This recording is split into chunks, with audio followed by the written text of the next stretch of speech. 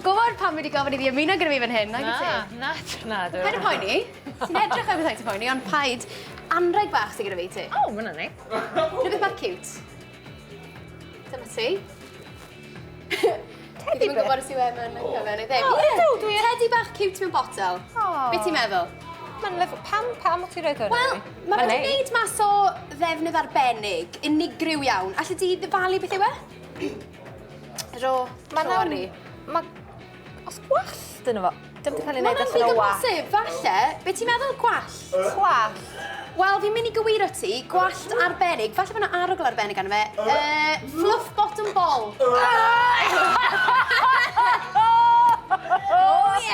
Enw'r artist nath greu yr hynllef mewn botel yma yw Rachel Betty Case. Mae hi o New Jersey. Dyma ambell ddarnau gwaith hi. Mae hi'n casglu fflwff botwm bol o bob cwr o'r byd hyfryd iawn. Felly, os ych chi adre moyn cyfrannu, mae'r rhydiad yn sal reit ar llawr yma. Os ych chi adre moyn cyfrannu, ewch draw i'w gwefan hi.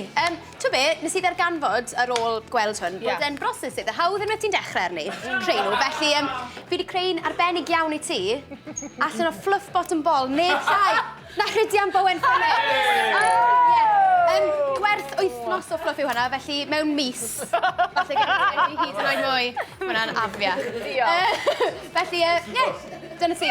Mwynha.